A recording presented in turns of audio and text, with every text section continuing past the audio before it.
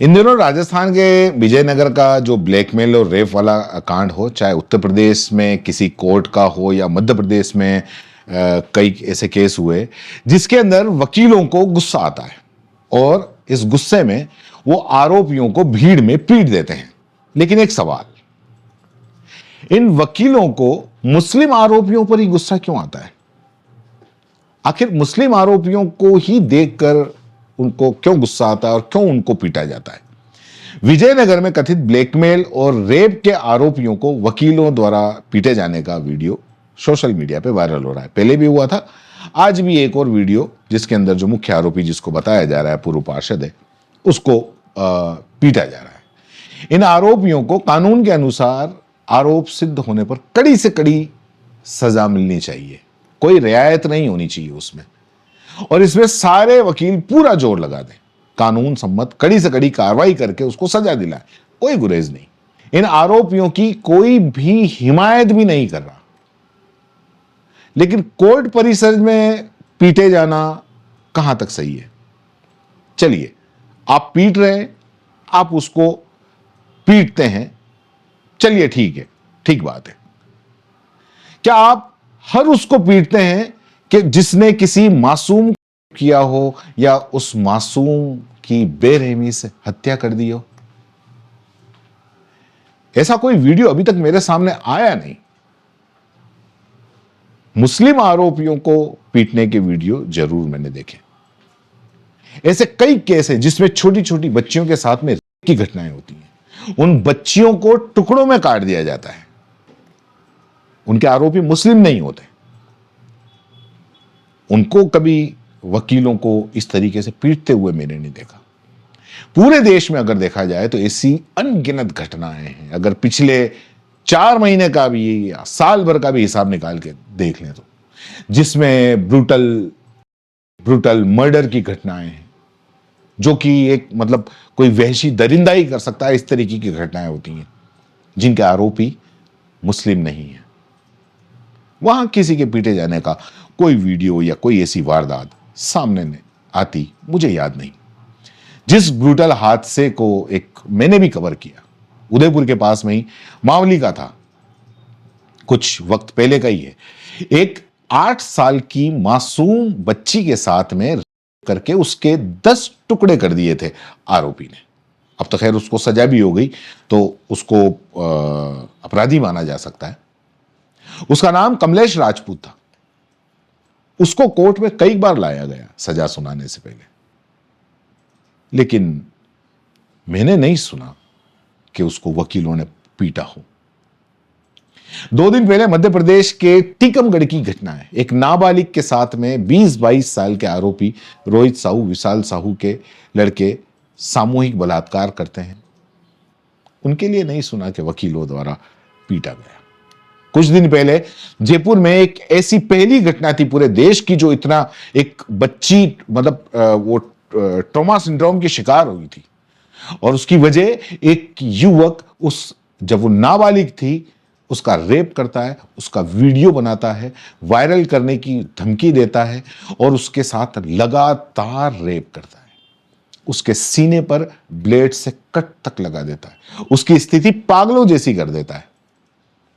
और ये लड़की 5-6 सालों से ये दर्द झेल रही थी, डिप्रेशन में चली गई। बाद में पुलिस ने शिकायत पे उसको गिरफ्तार किया।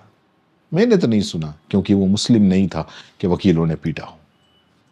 पुणे का भी हाल ही के अंदर हुआ भयानक केस, बस में बलात्कार हुआ, लेकिन उधर भी क्योंकि मुस्लिम नहीं था, ऐसा तो मैंने सुना नहीं। ऐसे अनगिनत केस हैं पूरे देश के अंदर देखा जाए तो। मतलब आप धर्म देख के पिटाई करोगे क्या? धर्म बदलने से दोष कम हो जाता है? मैं कहता हूं, अगर आरोपी आपको पीटना है पीटो, मुस्लिमों को पीटना है पीटो, लेकिन अगर ऐसा के ऐसा अगर दोष किसी और ने किया है, किसी और धर्म वाले, तो मतलब उसका दोष कम हो जाएगा या निर्दोष हो जाएगा, या फिर उस वक्त कानून याद आएगा, कह रहे हाँ ठीक है मुस्लिम नहीं है, तो उसको कोर्ट सजा देगा। और अगर कोई और आया जो मुस्लिम है, अच्छा ठीक है मुस्लिम है, इसको हम सजा देंगे। मैं किसी आरोपी, किसी अपराधी की ना तो तरफदारी कर रहा हूं और ना ही किसी चीज को जस्टिफाई कर रहा हूं। मारना है मारो, पीटना है पीटो। लेकिन वकीलों को तो बुद्धिजीवी माना जाता है। फिर धर्म देखकर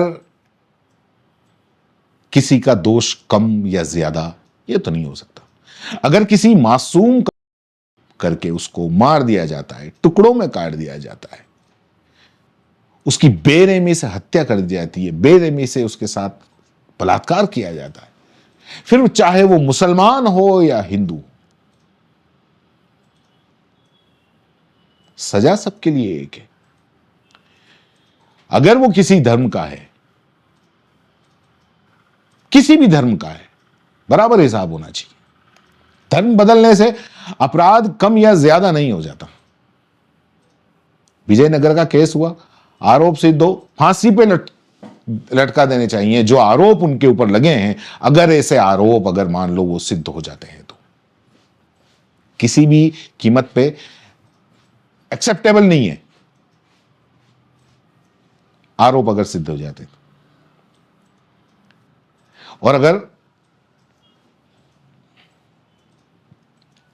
और कानून के हिसाब से कोर्ट में अगर इस तरीके से पिटाई करते हैं, इस तरीके की कोर्ट के अंदर वारदातें होती है, तो मुझे नहीं लगता कि ये कानून के हिसाब से सही है। आपके हिसाब से सही हो सकता है। अगर आपके हिसाब से भी अगर सही है तो फिर धर्म क्यों देखना, क्या कोर्ट देखनी? और अगर ऐसा ही है तो फिर आप ही कोर्ट बन जाओ, आप ही न्याय कर दो। क्योंकि कोर्ट के अंदर तो धर्म नहीं देखा जाता। वहां अगर कोई भी अगर अपराधी जाएगा, वहां कोर्ट रूम के अंदर धर्म नहीं देखा जाएगा। वहां कोर्ट रूम में जो जज साहब बैठे हैं वो धर्म देखकर काम नहीं करते कि ये मुस्लिम है या ये हिंदू है, इसको इतनी सजा मिलनी चाहिए, इसको इतनी।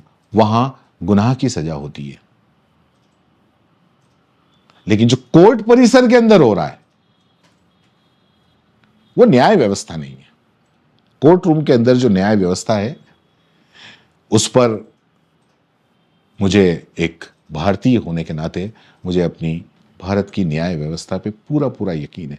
वहां ऐसा कोई भेदभाव नहीं होता है। लेकिन ये वकीलों के पिक एंड चूज वाली व्यवस्था जो इन्होंने अभी अभी काफी सामने आ रही है, चाहे वो राजस्थान की हो, चाहे वो मध्य प्रदेश की हो। मध्य प्रदेश के अंदर एक शादी करने के लिए, कोर्ट मैरिज करने के लिए जाते हैं जिसमें लड़का मुसलमान है, लड़की हिंदू है, उसको पीट देते हैं। यही चीज अगर मान लो लड़की अगर मुसलमान है और लड़का हिंदू है तो क्या उसको भी पीट देंगे? उसको नहीं पीटेंगे। तो ये पिक एंड चूज वाली व्यवस्था थोड़ी सी समझनी होगी, थोड़ी सी आपको भी समझनी होगी। इस खबर को लेकर आपका क्या कहना है नीचे कमेंट बॉक्स में जरूर बताएं। धन्यवाद। जय हिंद।